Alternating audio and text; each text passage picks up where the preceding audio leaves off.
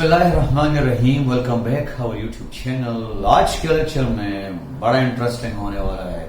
आज के लेक्चर में हम मेन फोकस हमारा ट्रांसफार्मर पे होगा, लेकिन ट्रांसफार्मर में जो सिग्नल इंसर्ट किया जाता है, जो इनपुट सिग्नल होता है ट्रांसफार्मर का, वो अल्टरनेटिंग सिग्नल होता है, फ्लक्चुएटिंग सिग्नल होता है, चेंजिंग सिग्नल होता है। चेंजिंग सिग्नल का मतलब ये है कि ये एक्चुअली एसी करंट या एसी वोल्टेज होता है। क्लियर? और ये जो एसी करंट एसी वोल्टेज है, थोड़ा सा इसका हिस्टोरिकल बैकग्राउंड पढ़ेंगे कि कैसे ये स्टार्ट कहां से हुआ है। क्लियर? तो फर्स्ट हम थोड़ा सा हिस्टोरिकल बैकग्राउंड फेराडे से लेके ट्रांसफार्मर तक का सफर इंसान ने कैसे कवर किया। तो बच्चे आज का लेक्चर जो है वो ट्रांसफार्मर, उसका टाइटल है, लेकिन थोड़ा सा हम जाएंगे और डिस्कस करेंगे हिस्टोरिकल बैकग्राउंड। बच्चे, ओरेस्टेड ने कोपेनहेगन में 1819 एक लेक्चर डिलीवर हो रहा था कोपेनहेगन में। ओरेस्टेड लेक्चर डिलीवर कर रहा था और एक्सीडेंटली ओरेस्टेड ने एक वायर के अराउंड मैग्नेटिक फील्ड को डिस्कवर किया। ये बात कोपेनहेगन से जब पहुंची पेरिस, तो पेरिस में ये साइंटिस्ट जिसकी पिक्चर आपको नजर आ रही है, ये है एंद्रे मेरी एम्पेयर, AMA या AA, Andre ampere. Clear? Andre ampere वो साइंटिस्ट था जिसने, जब ये बात पेरिस आई बच्चों, तो एंद्रे एम्पेयर ने कहा कि मैं इस मैग्नेटिक फील्ड के मैग्नीट्यूड को मालूम करूंगा। चूंकि एंद्रे एम्पेयर के माइंड में यह था कि मैंने इस वायर के अराउंड मैग्नेटिक फील्ड के मैग्नीट्यूड को मालूम करना है। इस दौरान इसने इलेक्ट्रिसिटी को भी ऑब्जर्व किया कि मैग्नेटिक फील्ड की मौजूदगी में वायर में इलेक्ट्रिसिटी पैदा हुई और कंपल्सरी रिफ्लेक्ट हुआ। लेकिन एम्पेयर बाद में कहता है कि चूंकि मेरा फोकस टोटली मैग्नेटिक फील्ड के मैग्नीट्यूड को मालूम करने पे था, तो ये जो इलेक्ट्रोमैग्नेटिक इंडक्शन का फिनोमेना बाद में हुआ, एक्चुअली ये मेरा इंटरेस्ट नहीं था। क्लियर? तो बच्चों, यहां पे हम क्या देख रहे हैं? हम यहां पे देख रहे हैं कि 1821 में एम्पियर्स ने accidentally electromagnetic induction phenomena observe किया, लेकिन उसका इंटरेस्ट ये नहीं था, इंटरेस्ट उसका ये था। क्लियर? इसके 2 साल बाद एक और साइंटिस्ट आ रहा है, लेकिन फर्स्ट हम फेराडे देखते हैं। फेराडे क्या कहता है? फेराडे कह रहा है कि कन्वर्ट मैग्नेटिज्म इनटू इलेक्ट्रिसिटी। और ये वो बात थी जो फेराडे ने 1822 में अपने नोटबुक में लिखी, और बात ये थी बच्चे कि convert magnetism into electricity. Inverted commas means that these were the sentence written by Michael Faraday in his notebook. बच्चे, ओरेस्टेड कह रहे कि करंट कैरिंग वायर के अराउंड मैग्नेटिक फील्ड होगा। मैग्नेटिक फील्ड क्या बिजली पैदा कर सकता है? Current carrying wire magnetic field पैदा कर रहा है, मैग्नेटिक फील्ड क्या बिजली पैदा कर सकता है? ये फेराडे के दिमाग में ये बात चल रही थी। क्लियर? एक और साइंटिस्ट सामने आया जिसका नाम था एरेगो ने भी मैग्नेटिक फील्ड के जरिए बिजली को डिटेक्ट किया, लेकिन प्रॉपर साइंस को तकरीबन 9 इयर्स लगे प्रैक्टिकली मैग्नेटिक फील्ड से इलेक्ट्रिसिटी बनाने में। बच्चे, ये वो ऑपरेटर्स हैं जो कि फेराडे ने क्या किया? फेराडे ने रियलाइज किया।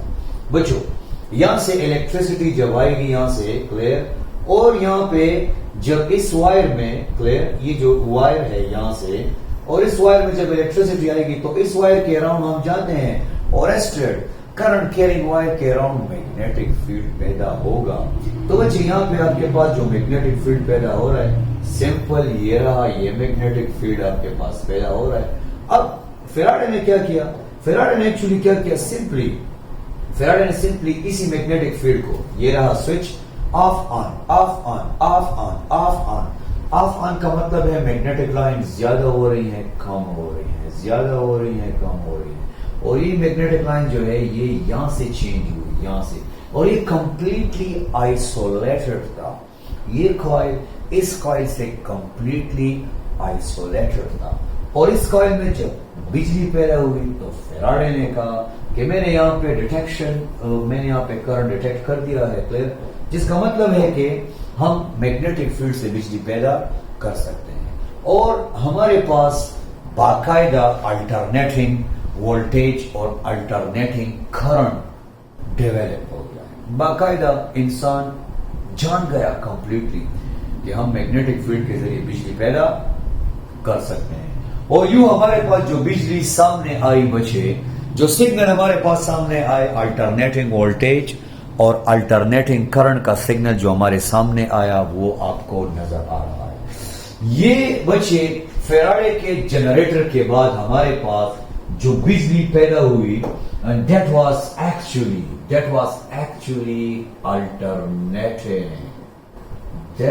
actually alternating voltage and alternating, मतलब ये जो सिग्नल था बच्चे ये अल्टरनेटिंग सिग्नल्स थे। क्लियर? ओके, ये जो सिग्नल्स थे बच्चे ये कौन से सिग्नल्स थे? अल्टरनेटिंग सिग्नल्स थे। क्लियर?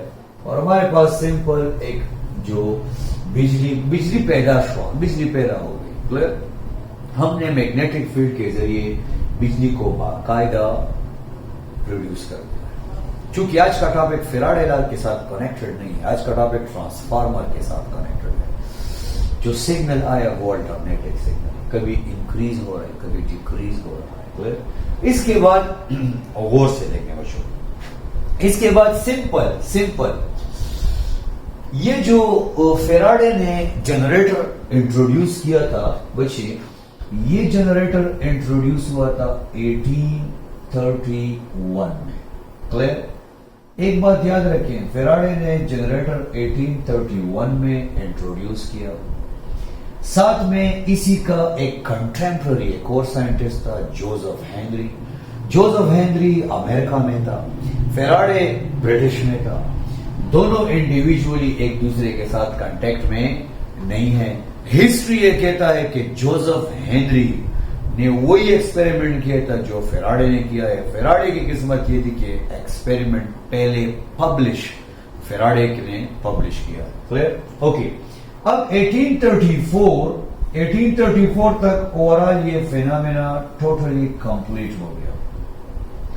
1834 से लेकर बच्चों याद रखें 1850s के अराउंड टेस्ला पैदा हुआ। क्लियर?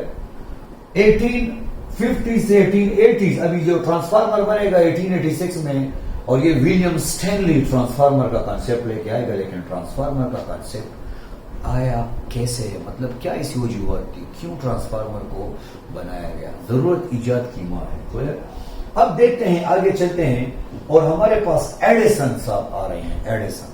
एडिसन वो साइंटिस्ट था जिसके बारे में कहा जाता है कि 10,000 एक्सपेरिमेंट्स इसने नाकाम एक्सपेरिमेंट्स किए थे। और इसके बारे में यह भी कहा जाता है कि आखिर इसने अपनी लेबोरेटरी को आग लगा दी और इसने कहा कि ये लेबोरेटरी जो है ये मुझे सही एक्सपेरिमेंट नहीं दे सकता है, और मुझे जो सही एक्सपेरिमेंट देगा वो इजाजेरा माने मनहूस है। क्लियर? ओके, अब एडिसन जो है वो, एडिसन क्या कह रहा है? एडिसन ने एक बल्ब जो है वो डेवलप कर दिया है, और बल्ब के लिए जो हमारे पास उस जमाने में जो सोर्स दिया जाता है, तो हर बल्ब के साथ अपना जनरेटर होता था। क्लियर? हर बल्ब के साथ अपना जनरेटर होता था, और मोस्टली उस जमाने में जो सिग्नल्स यूज होते थे इलेक्ट्रिसिटी, वो डीसी सोर्स होता था, डीसी। क्लियर? टर्निंग इफेक्ट कब पहला होगा मैं समझाता हूं। एडिसन ने इसके बाद एक और बल्ब इंट्रोड्यूस किया। पहले उसने वो बल्ब इंट्रोड्यूस किया था बच्चों, ये बल्ब जो इंट्रोड्यूस किया है एडिसन ने। क्लियर? इस बल्ब का एडवांटेज ये था कि ये बल्ब जो है इसका रेजिस्टेंस लो था। इस बल्ब का रेजिस्टेंस लो था, लो। जब रेजिस्टेंस लो होगा तो करंट आपके पास क्या होगा? करंट आपके पास मैक्सिमम होगा। करंट आपके पास मैक्सिमम होगा। क्लियर? और इस जमाने में याद रखिए बच्चे, सीरीज कॉम्बिनेशन यूज होती थी। क्लियर? इसके बाद सीरीज कॉम्बिनेशन का सबसे बड़ा नुकसान यह है हमारे घरों में, अगर कहीं भी आपका एक बल्ब खराब हो जाता है तो तमाम कनेक्शन उसी वक्त ड्रॉप हो जाएगा और घर में अंधेरा हो जाएगा। फिर आप उस खराब बल्ब को ढूंढने के लिए तमाम बल्ब्स को बाकायदा ट्राई करेंगे, और एक एक करके आपको बहुत मुश्किल से पता चलेगा कि कौन सा बल्ब खराब है और ऑटोमेटिकली अंधेरा हो जाएगा। अब मैं एक लेक्चर ले रहा हूं और इसी बिल्डिंग में अगर ये सीरीज कॉम्बिनेशन होता हो, कहीं भी यहाँ पे एक बल्ब भी खराब हो जाता तो याद रखिए ऑटोमेटिकली तमाम जो करंट फ्लो था वो ऑफ हो जाता। बाद में इंसान जो था वो स्विच हुआ पैरेलल कॉम्बिनेशन की तरफ। अभी आपका मोबाइल अगर चार्ज पे पड़ा है और आप मुझे देख रहे हैं और आप जिस घर में बैठे हैं और आपके इर्द गिर्द जो भी एनवायरमेंट है वो पैरेलल कॉम्बिनेशन है विद अ सॉलिड रीजन। ऐसा नहीं है कि गोटलाइजेशन है। क्लियर। इसके बाद एडिसन ने एक और बल्ब बनाया जिसका रेजिस्टेंस जो था वो थोड़ा सा हाई था और पैरेलल कॉम्बिनेशन को भी साथ में इंट्रोड्यूस किया। क्लियर बच्चों?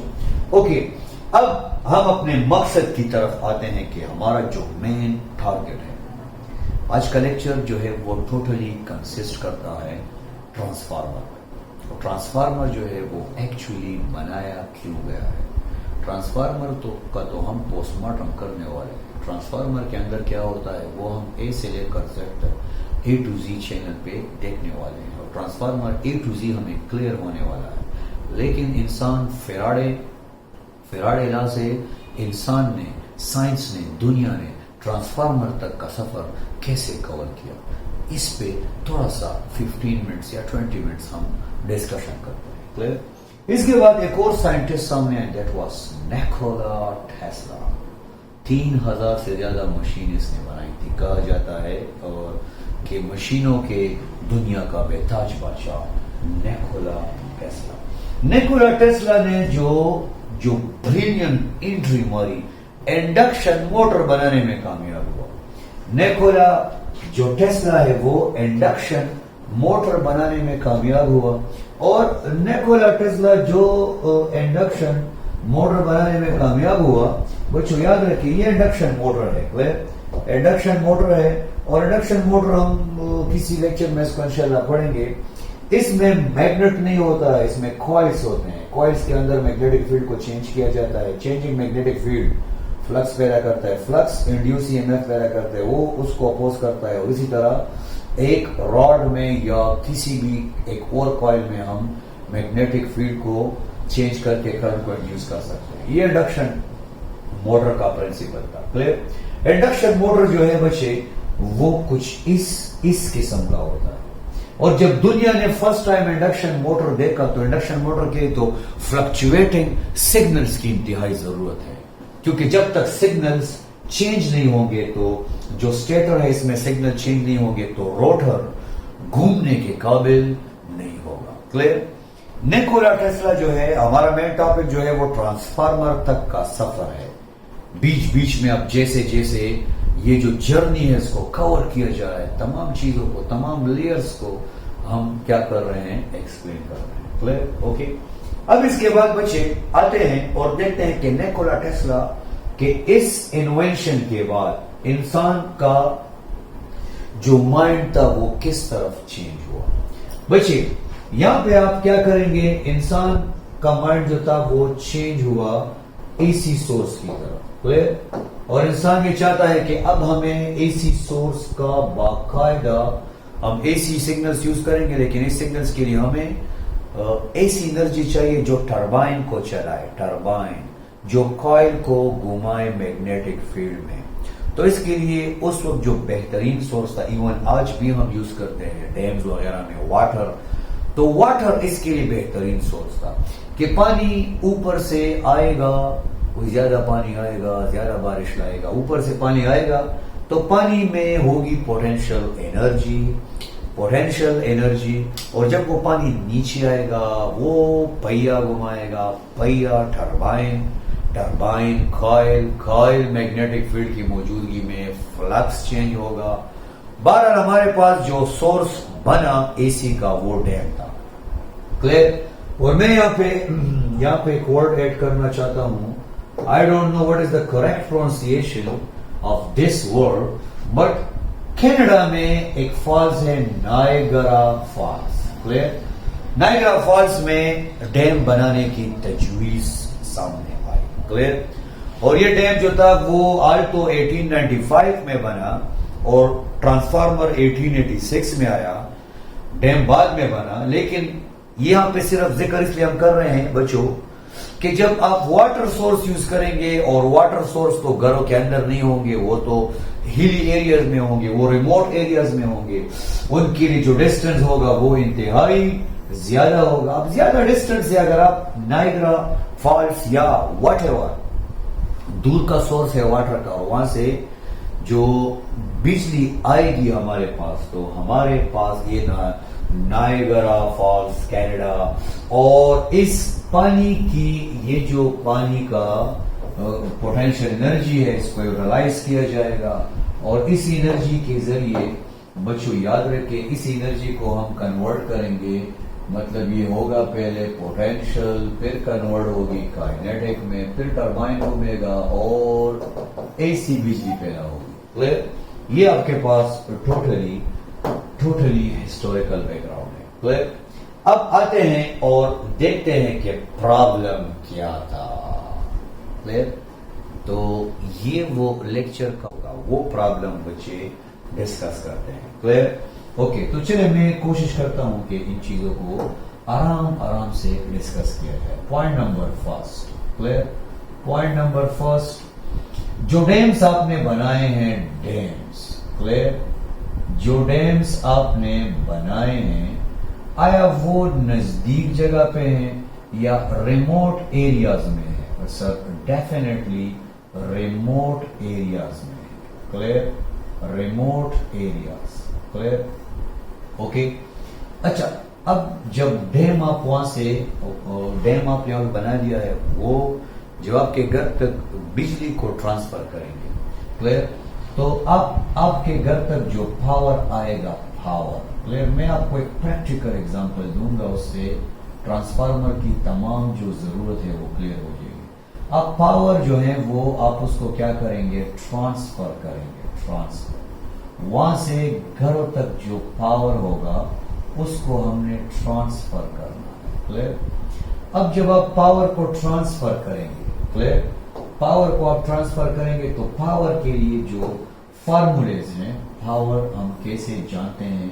पावर एक है बच्चे वोल्टेज इंटू करंट, एक है आई स्क्वेयर आर, एक है वी स्क्वेयर बाय आर। ये पावर के तीन फार्मूलेज हैं। पहला पॉइंट के ट्रांसफार्मर की जरूरत क्यों पेश आई? पहला पॉइंट कि ट्रांसफार्मर की जरूरत क्यों पेश आई, तो ट्रांसफार्मर की जरूरत क्यों पेश आई, इसको हम डिस्कस कर रहे हैं। ठीक है बच्चे, बिल्कुल सही।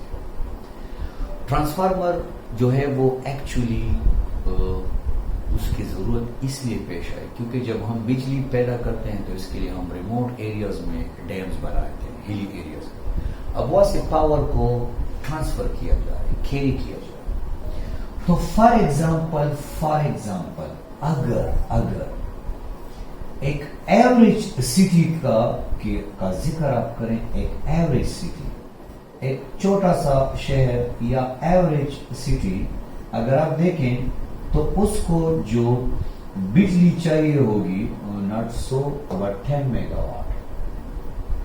क्लियर? मैं इसको थोड़ा सा रेस कर दूं, क्लियर, और यहां पे आपके पास आ जाएगा क्या, 10 मेगावाट। क्लियर? हम ये यूनिट बार बार देखते हैं कि इतने मेगावाट जो है हम इस डैम से पैदा कर सकते हैं, 13 मेगावाट हम वहां से पैदा कर सकते हैं। ये तो ये पावर का यूनिट है, मेगा प्रीफिक्स है। मैं थोड़ा सा आपको और क्लियर करना चाहता हूं बच्चे। ये रहा 10, और जो मेगा है वो एक्चुअली 10 पावर 7 है। ये आ गया है वाट। क्लियर? अब मैं आपको यहां पे अगर हम देखें तो ये बच्चे, सॉरी ये 6 है, मेगा 6 है, टोटल आपके पास क्या हो जाएगा, 7 हो जाएगा। यहां पे मैं क्या कर दूंगा, यहां पे बच्चे मैं 6 लिख दूंगा। अब यहां पे आप 7, 1 2 3 4 5 6 7 वाट। क्लियर? ये पावर आपने ट्रांसफर करना है डैम से, ये पावर आपने डैम से ट्रांसफर करना है। क्लियर?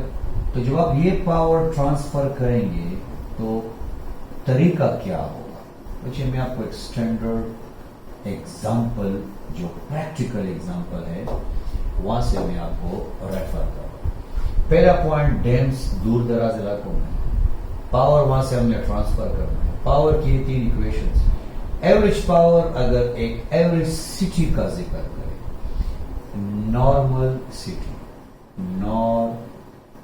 Normal city, clear? मतलब ना कि मेट्रोपॉलिटन सिटी हो जिसमें आबादी इंतहाई ज्यादा हो, और ना ऐसा हो कि पॉपुलेशन डेंसिटी उसकी कम हो। नॉर्मल सिटी हमने ले ली।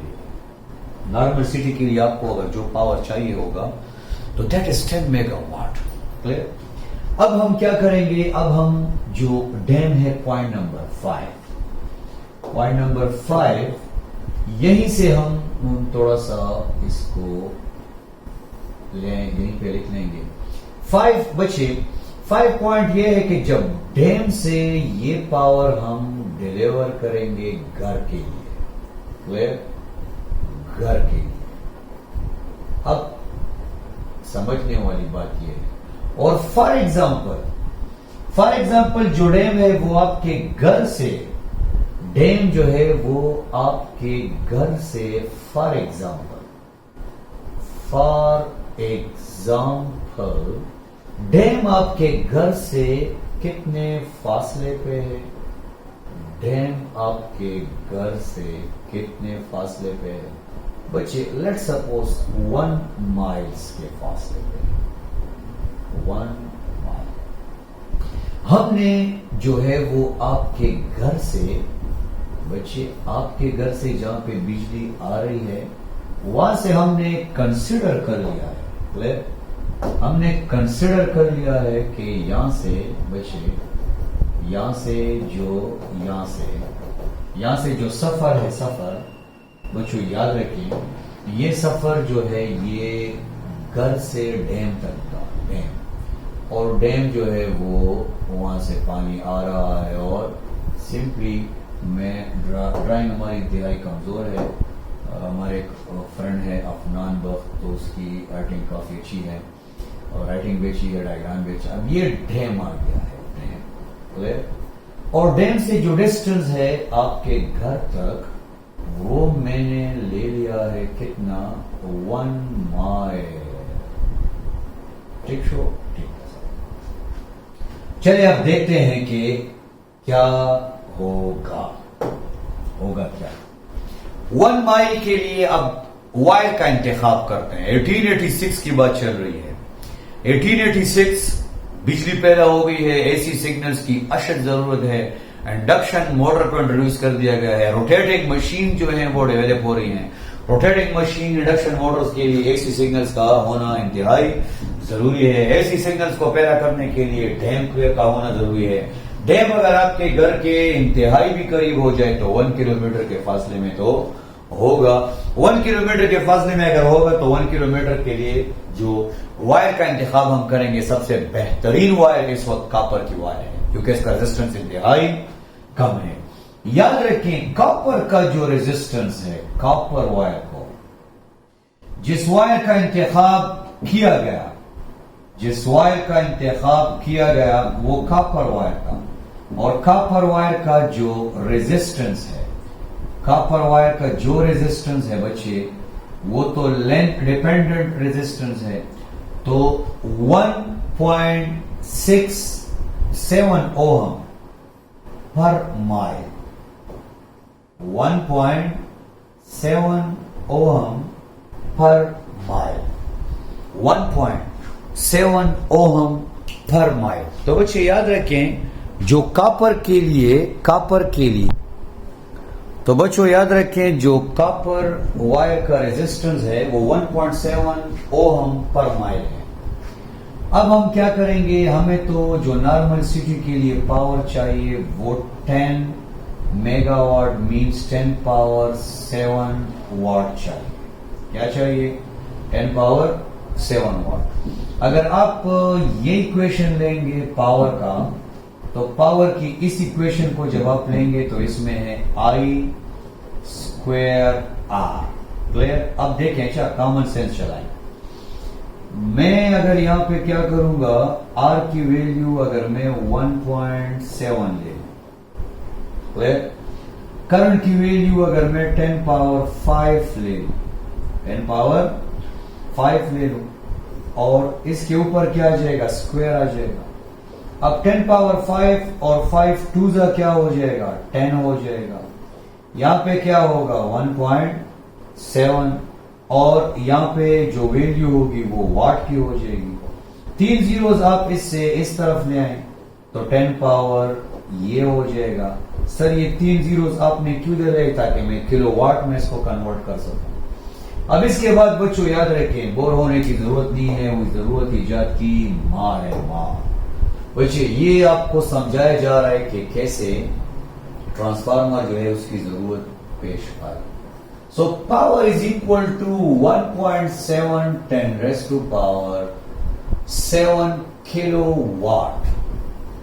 और ये पावर जो है ये आपको तभी मिलेगा, बस गौर से देखें। अच्छा पॉइंट ये है, ये पावर आपको तब ही मिलेगा जब आपका घर कितने फासले पे हो। आपका घर हो बच्चे 1 माइल पे, नंबर 1।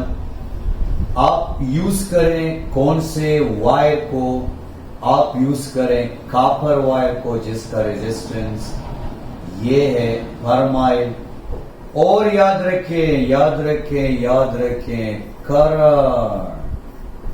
करंट आपने यूज करना है ये एम्पेयर, और ये है 1 लाख या 10 पावर 5 एम्पेयर।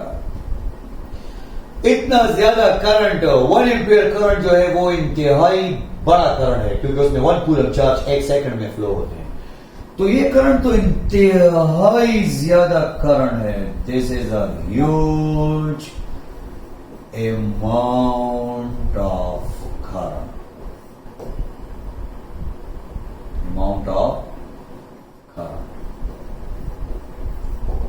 अच्छा अब ये करंट जो है ये तो खाली तो ऐसे नहीं हो कि करंट आपके घर तक आएगा, ये करंट लॉसेस करेगा, हीटिंग इफेक्ट आएगा।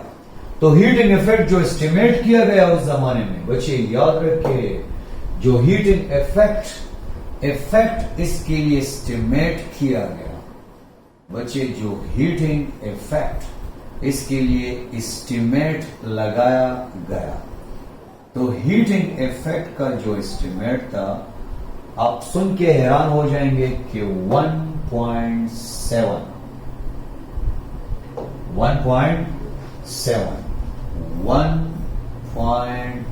आई नो ये आपको नजर नहीं आ रहा है। 1.7 million dollar, 1.7 million dollar, 1.7 million dollar, 1.7 million dollar, 1.7 million dollar loss था इनको पर माइल इलेक्ट्रिसिटी को घरों तक ट्रांसफर करने के। तो अब आपने क्या करना है, स्विच करना है। कैसे स्विच करेंगे, वही कोई ऐसा तरीका निकालो जिसमें करंट कम हो और पावर ज्यादा हो, करंट भी कम हो और पावर भी ज्यादा हो।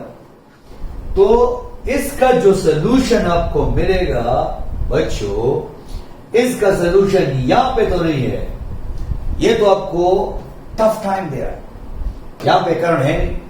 अब हमारा मसला ये इक्वेशन सॉल्व करेगा, हमें ये भी ज्यादा चाहिए और हमें ये भी कम चाहिए, कोई आपको ये ज्यादा चाहिए और आपको ये कम चाहिए, तो ये कम चाहिए तो डेफिनेटली V क्या होगा, V जो होगा बच्चे, V जो होगा वही हमें पावर ज्यादा चाहिए, हमें पावर क्या चाहिए, मैक्सिमम।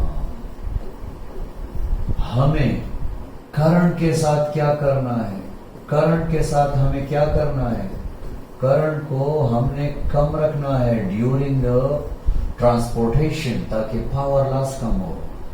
तो बच्चे जब आप पावर को भी ज्यादा रखेंगे और करंट को कम रखेंगे तो आपके पास जो सिंपल सॉल्यूशन आ गया है वो क्या होगा, वोल्टेज क्या होना चाहिए, ग्रेटर होना चाहिए। So power is equal to V I, वही करंट कम होगा, वोल्टेज ज्यादा होगा। बच्चे चले यहां तक हमें समझ आ गई है।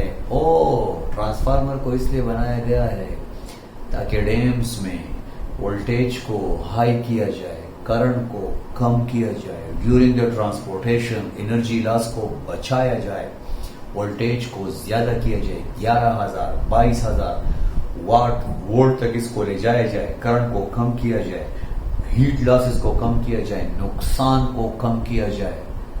Okay, that is the basic reasons behind the construction of transformer.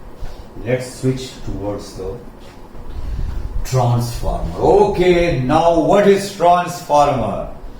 और 30 मिनट में हम ये जान गए हैं कि कैसे इंसान ने ट्रांसफार्मर तक आने का सफर किया। क्लियर बच्चों?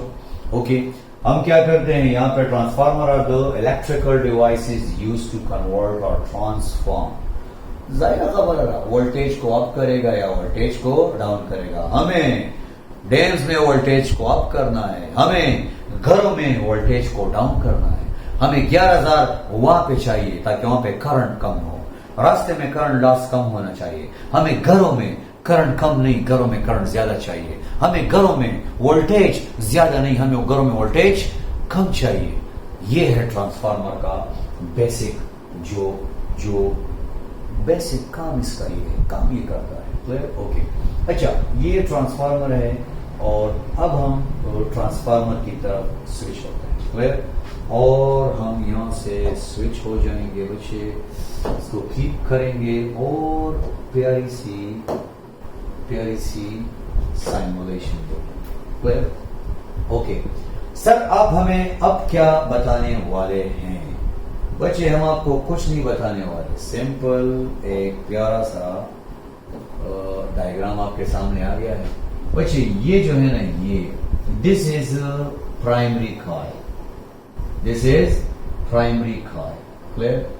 This is primary coil. Okay, अच्छा सर ये प्राइमरी कॉइल है ट्रांसफार्मर में, ये ट्रांसफार्मर का शेप है। अच्छा ये जो है ना बच्चे, ये आपके पास है सेकेंडरी कॉइल। अभी मैं आपको प्रैक्टिकली समझाऊंगा हमने कर। ओके, 3 चीजें आपने मस्ट याद रखनी है। ये जो है ना, ये this is iron core, this is iron core. Clear?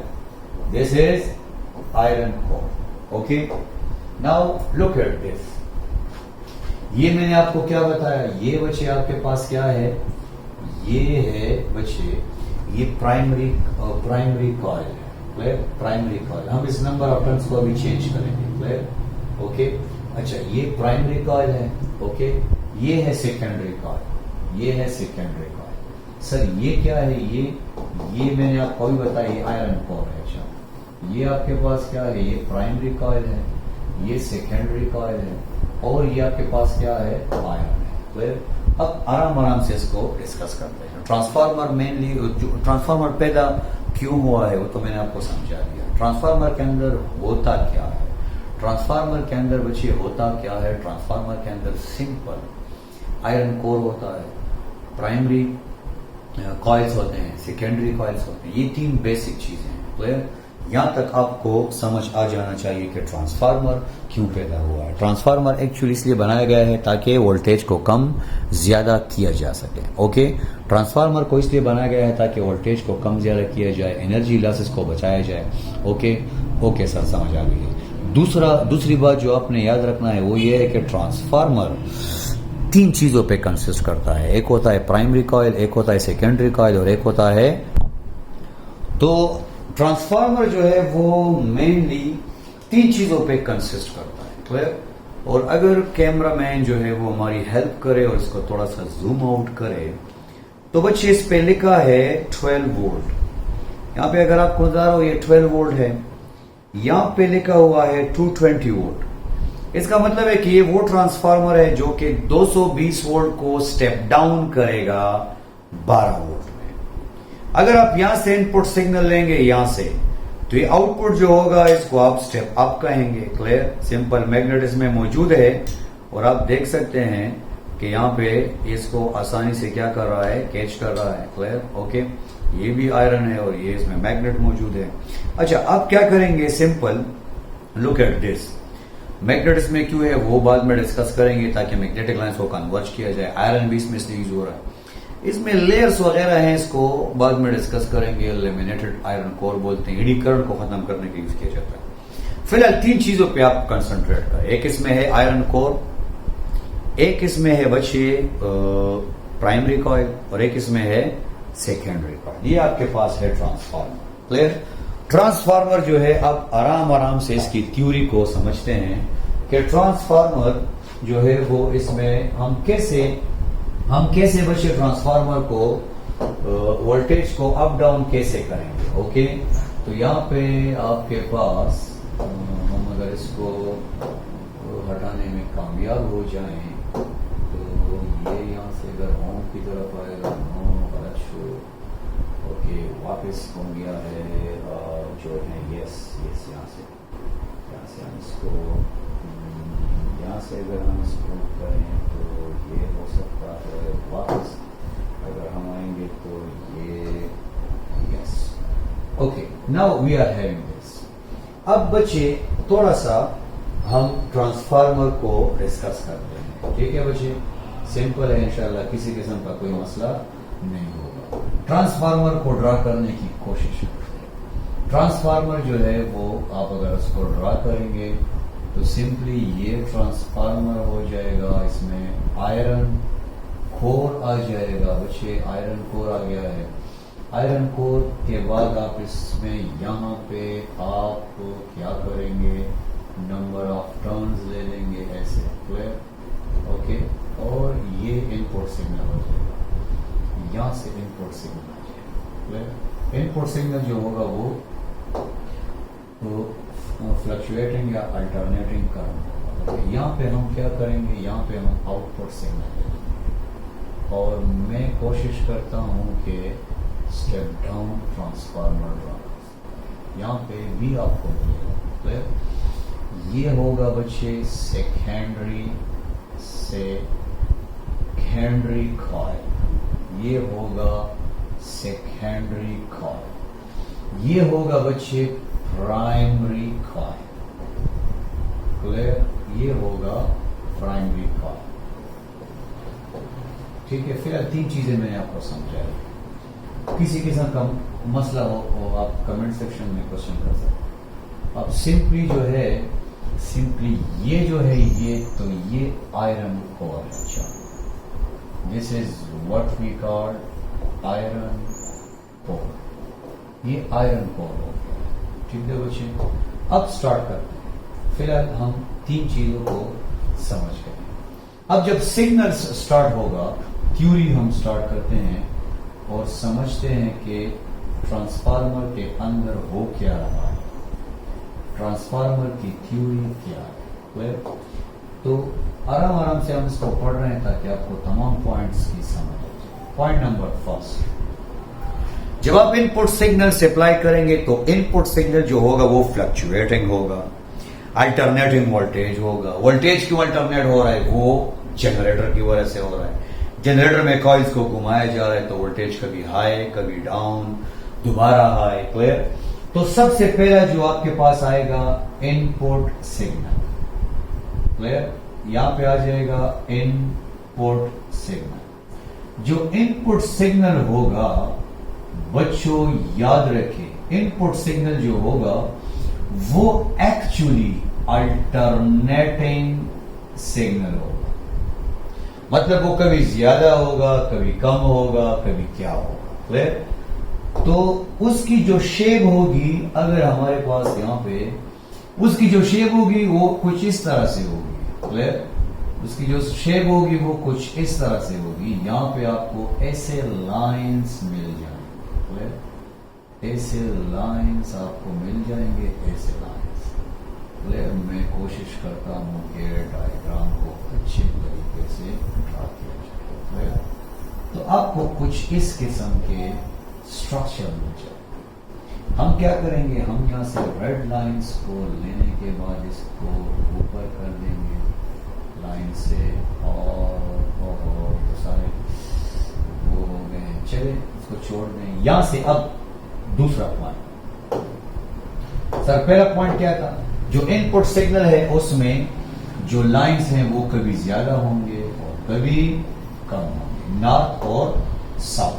Clear, north और साउथ जो है मैं उसको थोड़ा सा चेंज ड्रा कर दूं ताकि आप कंफ्यूज हो। Okay, now input signal fluctuating signal, north south, south north, north south, south north, north south, south north, north south, south north.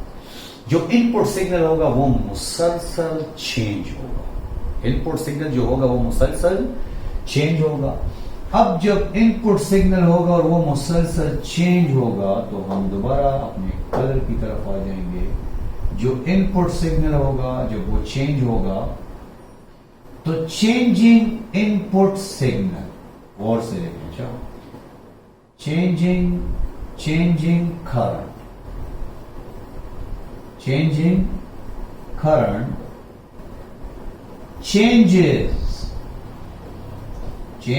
current changes magnetic lines। मैं बिल्कुल बॉटम और स्क्रैच की तरफ जा रहा हूं ताकि आपको हर एक चीज की समझ आए। Magnetic lines in secondary coil, in secondary coil. तो ये आपके पास पहला पॉइंट आ गया। पहला पॉइंट है कि जब आप ट्रांसफार्मर को इनपुट सिग्नल देंगे तो सिग्नल जो होगा वो डीसी नहीं होगा, वो एसी होगा। एसी सिग्नल की प्रॉपर्टी ये है कि ये मुसलसल चेंज होगा। जब एसी सिग्नल जो होगा वो मुसलसल चेंज होगा तो याद रखें बच्चों, जब सिग्नल चेंज होगा तो सिंपली वो प्राइमरी से चेंज होगा, प्राइमरी में चेंज होगा तो वो सेकेंडरी में चेंज हो जाएगा, सेकेंडरी में जब चेंज होगा तो फिर फेराडे क्या कहता है, फेराडे कहता है कि ये सेकेंडरी में जब ये लाइन सेकेंडरी में चेंज होंगी, ये लाइन सेकेंडरी में भी चेंज होंगी, ये लाइन सेकेंडरी में भी चेंज होगी। तो जब सेकेंडरी में चेंज होगी तो फेराडे कहता है तीसरे पॉइंट में, फेराडे कहता है तीसरे पॉइंट में कि इंड्यूस ईएमएफ पैदा होगा। क्या पैदा होगा? Induce EMF. सर ईएमएफ क्या बना है? दिस इज वोल्टेज, वोल्टेज पैदा होगा इस तरह। और फेराडे कहता है कि ये वोल्टेज जो है वो सिंपली बराबर है, ईएमएफ बराबर है minus number of turns in secondary and the change in flux divided by change in time. Now this is the first equation we get from the theory related with the transformer. Clear? तो input signal जो है वो primary coil में change हो गया है, primary coil में जब इनपुट सिग्नल चेंज होगा वो सेकेंडरी में भी चेंज होगा, सेकेंडरी में जब चेंज होगा तो सेकेंडरी से फ्लक्स चेंज होगा, सेकेंडरी से फ्लक्स चेंज होगा तो फेराडे क्या कहता है? ईएमएफ इंड्यूस हो जाएगा। क्लियर? आप ऐसे भी लिख सकते हैं, आप ऐसे भी लिख सकते हैं, ईएमएफ की बजाय आप ऐसे भी लिख सकते हैं। Clear? And this is equation number second. Now this was the point number third, and now we are having point number 4. Point number 4 देखते हैं कि क्या होगा। ट्रांसफार्मर क्यों बनाया गया मैंने आपको समझाया। Okay, point number 4, point number 4 ये है बच्चे कि चूंकि ये जो लाइंस हैं ये इसमें चेंज हो रही हैं, नो डाउट इसमें चेंज हो रही हैं, इसमें ये लाइंस चेंज हो रही हैं। जब ये लाइंस इसमें चेंज होंगी तो इसका स्ट्रक्चर कुछ ऐसे बनता, एक बनता, ये असल में थोड़ा सा इनका किस्म में रेजोनेंस हो जाता है, तो ये इसलिए कलर्स इस तरह हो जाते हैं। हम कोशिश कर रहे हैं कि इसको अच्छा बनाया जाए। अच्छा, जब ये इससे चेंज हो रहा है तो सिमिलरली ये लाइन्स तो फिर इससे भी चेंज हो रहे हैं, ग्रीन लाइन्स ग्रीन से भी चेंज हो रहे हैं। तो फैराडे लॉ के मुताबिक बच्चे एक और किस्म का ईएमएफ भी पैदा हो जाएगा, self induce EMF, self induce EMF. और फैराडे कहता है, हेनरी कहता है कि ये जो सेल्फ इंड्यूस ईएमएफ है बच्चों, ये बराबर होगा, सिर्फ यहां पे आ जाएगा प्राइमरी बराबर है minus number of turn in primary and the change in flux divided by change in time, and this equation number third. Now you can write EMF like VP is equal to minus NP del flux divided by del T. Now this is equation number 4. Now बच्चे किसी किस्म के confusion की जरूरत नहीं है। अगर आपको ड्यूरिंग इसमें किसी किस्म की कंफ्यूजन हो, आप कमेंट सेक्शन में आ सकते हैं, हम आपके साथ बाकायदा अपना नंबर शेयर करके आपकी इस कंफ्यूजन को दूर कर सकते हैं। वेरी सिंपल, जितना बेसिक से बेसिक तक आप जा सकते हैं आपने जाना है ताकि चीज आपको क्लियर हो जाए। अब जो ईएमएफ रिड्यूस हो गया है सेकेंडरी में, ईएमएफ रिड्यूस हो गया है प्राइमरी में। अब आप क्या करेंगे बच्चे, सिंपल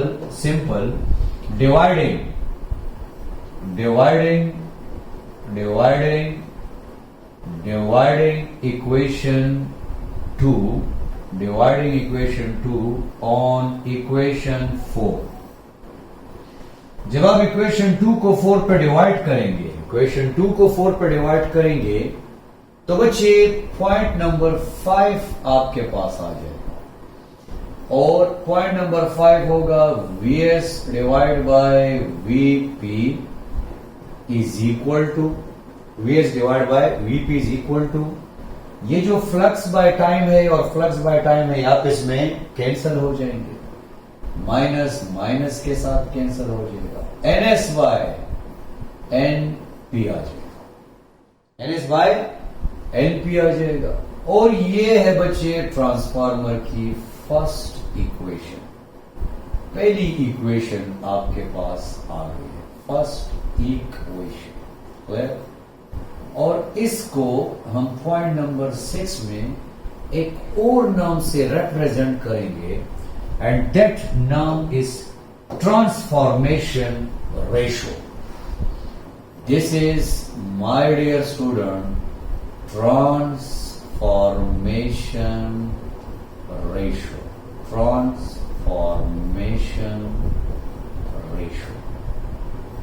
सर ट्रांसफॉर्मेशन रेशो क्या है?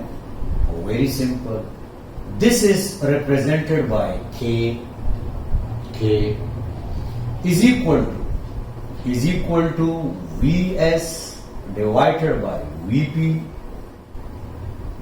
is equal to Ns divided by Np. So transformation ratio is equal to K is equal to Vs divided by Vp or Ns divided by Np. तो फिलहाल जो ट्रांसफार्मर मुझे एक equation बताने में कामयाब हुआ है वो है बच्चे, आप जरा इसको अच्छे तरीके से बच्चे इसको रट लें, और नहीं हो रहा है हाईलाइट नहीं हो रहा है, चले मैं इसको पेन के जरिए हाईलाइट कर लेंगे, क्लियर। तो ये रहा आपके पास एक प्यारी सी इक्वेशन आ गई है, K is equal to, oh no, diagram थोड़ी सी इक्वेशन का स्ट्रक्चर है चेंज हो गया। यहां पे लिखता हूं बच्चे ट्रांसफॉर्मेशन रेशियो बराबर है Vs by Vp is equal to Ns by Np। Don't worry, अभी तक तो आपने इसको यूटिलाइज नहीं किया है तो आपको इसकी इंपॉर्टेंस का पता नहीं होगा। अभी इसको अगले पोर्शन में यूटिलाइज करते हैं। पॉइंट नंबर 6 तक हम पहुंच चुके हैं। Point number first, let's revise it. Point number first, input signal AC signal है, एसी सिग्नल फ्लक्चुएटिंग है, सिग्नल फ्लक्चुएट होगा तो ये फ्लक्स यहां से चेंज होगा, यहां से चेंज होगा, फैराडे लॉ होगा, फेराडे लॉ इसके बराबर है। अगर ये यहां से चेंज हो रहा है तो यहां से भी चेंज हो रहा है, यहां पे सेल्फ इंड्यूस ईएमएफ आ जाएगा, दोनों को डिवाइड करेंगे, एक प्यारी सी इक्वेशन आ जाएगी जिसको हम क्या बोलते हैं, ट्रांसफॉर्मेशन रेशो। बच्चे ट्रांसफॉर्मेशन रेशो जो है ये बराबर है VS divide by VP is equal to NS divided by NP. चले हम इसको यहां से वापस जाते हैं और सिंपली हम दोबारा इसको यहां पे आते हैं। अब पॉइंट नंबर 6 हो गया है। Now point number 7, point number 7 ये है कि जो ट्रांसफॉर्मेशन रेशो आपके पास आ चुका है, इससे कोई अच्छी सी प्यारी सी इंफॉर्मेशन हो सकती है, तो वो जरा निकाल ले। मीन वीएस बाय वीपी बराबर है एनएस बाय एनपी। तो चले एक छोटा सा एमडीके टाइप क्वेश्चन सॉल्व करते हैं। तो एमडीके टाइप क्वेश्चन है और क्वेश्चन जो है वो बड़ा आसान है। क्वेश्चन है बच्चे, अगर आपने एक काम करना है और काम ये करना है, आप चाहते हैं कि वोल्टेज डबल हो जाए, मतलब मैं चाहता हूं कि सेकेंडरी वोल्टेज प्राइमरी वोल्टेज से डबल हो जाए। मैं चाहता हूं कि सेकेंडरी वोल्टेज प्राइमरी वोल्टेज से डबल हो जाए, तो मुझे क्या करना चाहिए? क्या नंबर ऑफ सेकेंडरी कॉइल जो है वो प्राइमरी से डबल होने चाहिए, या नंबर ऑफ टर्न्स प्राइमरी के बराबर होने चाहिए, या नंबर ऑफ टर्न्स प्राइमरी के हाफ होने चाहिए, या आप इसके बारे में कुछ नहीं कह सकते? आप इसके बारे में कुछ नहीं कह सकते कि क्या चल रहा है। आया नंबर ऑफ टर्न्स जो सेकेंडरी है वो प्राइमरी से डबल होने चाहिए। आपको इसका आंसर जो है वो ट्रांसफॉर्मेशन रेशो वाली इक्वेशन देगा।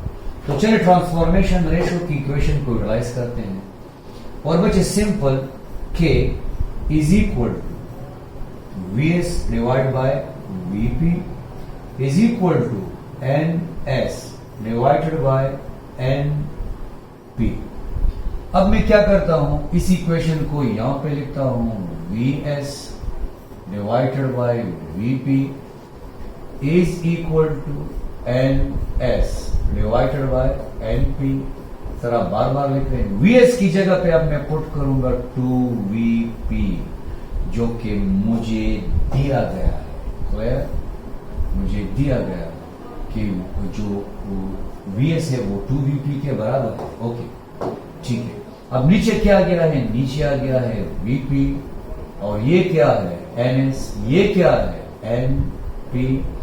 वीपी वीपी के साथ कैंसिल हो जाएगा, क्या रह जाएगा? 2 is equal to NS divided by NP. NP उधर चला जाएगा, ये हो जाएगा बच्चे 2NP is equal to NS. 7 points चल रहा है। तो इसका मतलब है कि जो आंसर आपके पास आएगा वो ऑप्शन ए होगा। लेकिन आपने यहां तक रुकना नहीं है, बल्कि आपने यहां पे एक अच्छा सा रिजल्ट मालूम करना है। ओ, अगर आप चाहते हैं कि सेकेंडरी वोल्टेज ज्यादा हो जाए तो आपने नंबर ऑफ टर्न्स को क्या करना होगा? डबल करना होगा। अगर आप चाहते हैं कि जो प्राइमरी वोल्टेज है सेकेंडरी के हाफ हो जाए, सेकेंडरी डबल हो जाए, तो आप नंबर ऑफ टर्न्स को क्या करेंगे? इंक्रीज करेंगे। तो आपके पास जो simple result, the most important result, and this is V is directly proportional to number of turns. Clear बच्चे? अब मैं आपको प्रैक्टिकली लेके जाता हूं उस तरफ, मैं आपको प्रैक्टिकली लेके जाता हूं जहां पे आपको ये V is directly proportional to N आपको बाकायदा नजर आएगा। क्लियर? ओके। सो सिंपल हम क्या कर सकते हैं, हम इसको वापस यहां पे आएंगे। नाउ बच्चे, अब आपके पास आपने जरा इसको चेक करना है, और मैं इसको थोड़ा सा, इसको मैं ऐसे रखूंगा कि आपको इसकी बिल्कुल इंशाल्लाह समझ आएगी। अब आपको नजर है बच्चे, sir what is this? My dear student, this is transformation ratio. This is transformation ratio. थोड़ा सा आप इसको यूटिलाइज कर लें ताकि आपको इसकी समझ आ जाए। बच्चों लुक एट दिस। सर ये क्या है? बच्चे ये जो है ना, ये transformation ratio. This is what we call transformation ratio. अभी मैंने आपको बताया है 1:1 का मतलब है कि इनपुट वोल्टेज और आउटपुट वोल्टेज आपस में बराबर है। इनपुट वोल्टेज और आउटपुट वोल्टेज आपस में बराबर है। तो आप चेक करें, इनपुट वोल्टेज आउटपुट वोल्टेज आपको बाकायदा बराबर नजर आ रहे हैं, किसी किस्म का कोई मसला नहीं है। इनपुट वोल्टेज जो है वो आउटपुट वोल्टेज के बराबर है।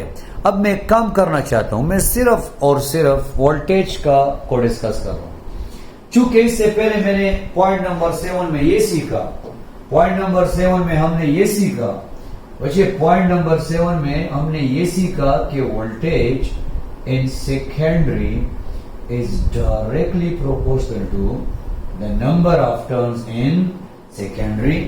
तो जरा इसको अप्लाई करते हैं और देखते हैं यहां पे कितने नंबर ऑफ टर्न्स हैं। 1 2 3 4 5। मैं यहां पे इसको 10 करने की तरफ जाऊं, क्लियर? तो यहां पे 1:2 वोल्टेज डबल हो गया है। सिग्नल्स मुलाहिजा कीजिए जी, यहां का जो सिग्नल है, यहां का सिग्नल, उस सिग्नल के क्या हो गया है? डबल हो गया है, क्लियर? यहां पे जो सिग्नल होगा ना, ये आप जरा इसको चेक करें, ये आप इसको चेक करें तो ये आपके पास जितना भी है वहां पे आपके पास जो सिग्नल है वो क्या हो गया है? वो डबल हो गया है। क्वेश्चन ये है क्यों डबल हो गया है?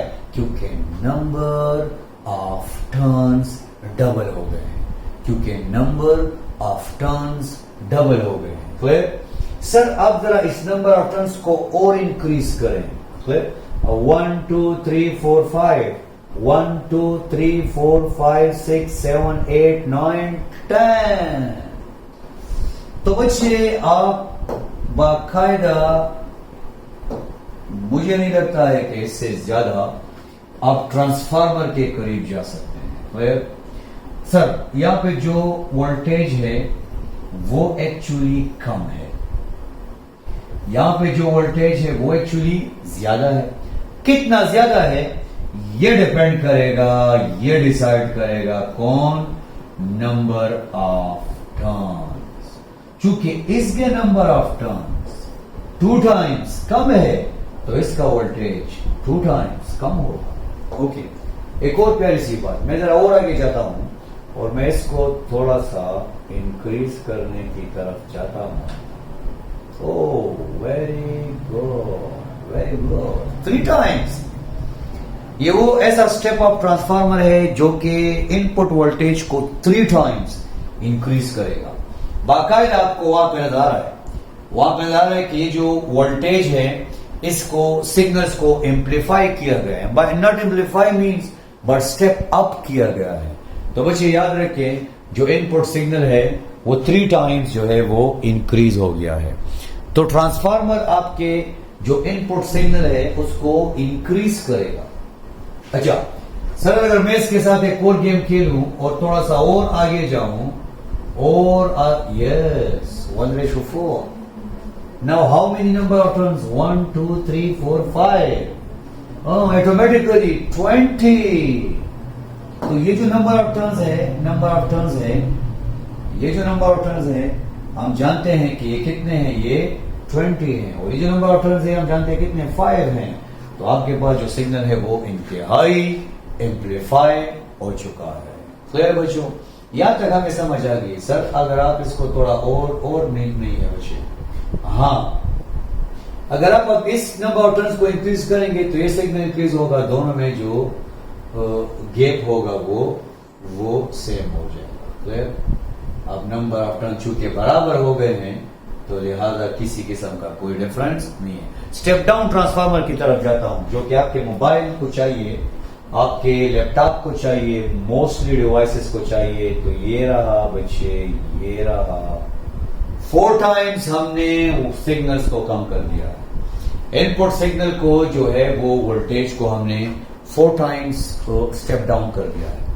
एक ऐसा ट्रांसफार्मर जो कि आप चाहते हैं कि इनपुट सिग्नल मींस वोल्टेज को डाउन करे, तो आपको चाहिए कि वहां पे जो नंबर ऑफ टर्न्स होंगे वो कम होने चाहिए। बाकायदा प्रैक्टिकली आपको नजर आ रहा है।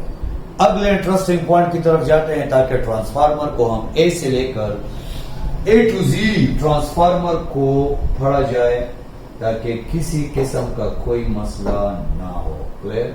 ओके, हम वापस आते हैं और हमारे लिए थोड़ा सा मसला ये है कि इसको वापस लाने के लिए no issues. Yes, now we are having this. Okay, अब हम क्या करेंगे, अब हम यहां से पॉइंट नंबर 8 की तरफ जा रहे हैं। Clear? Point number 8 is a very interesting point. Now we are discussing with the ideal transformer. Ideal transformer. The very last point of transformer. And very important, another important point. Ideal transformer. Ideal transformer. Clear? Ideal transformer देखते हैं कि यहां पे हमें क्या information मिल सकती है। Sir, चूंकि आपने आइडियल का जिक्र किया है तो इसका मतलब है कि इनपुट सिग्नल जो है, इनपुट सिग्नल जो है ये बराबर है किस सिग्नल के? कौन से सिग्नल के बच्चे? Output signal.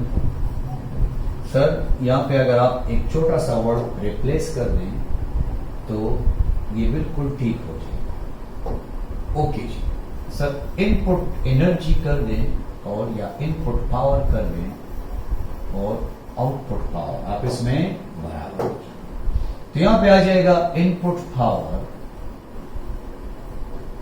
बराबर है आउटपुट पावर के। Sir, what is input power? Input power is PIN is equal to P out. Pin means के पावर जो है वो एक्चुअली मैंने अभी आपको बताया है कि ये बराबर है बच्चे VI के। पावर बराबर है VI के, ये भी बराबर है VI के। अब मसला क्या है? This is VP primary voltage, primary current, secondary voltage, secondary current. Voltage इस तरफ आ जाएगा तो ये हो जाएगा VP डिवाइडेड बाय VS और यहां पे आ जाएगा IS divided by IP। Sir, हमने एक अजीबो गरीब चीज यहां पे देखी और वो ये है कि वहां पे number of turn secondary voltage के सामने था।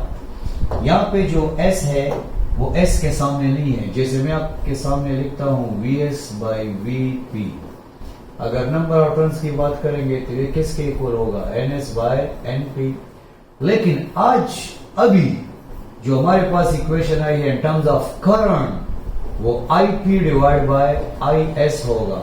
सर, इसका मतलब है कि वो नंबर ऑफ टर्न्स का वोल्टेज के साथ डायरेक्ट रिलेशन है, लेकिन वोल्टेज का करंट के साथ इनवर्स रिलेशन है। बच्चे, कोई ओहम लॉ वायलेट नहीं हो रहा है।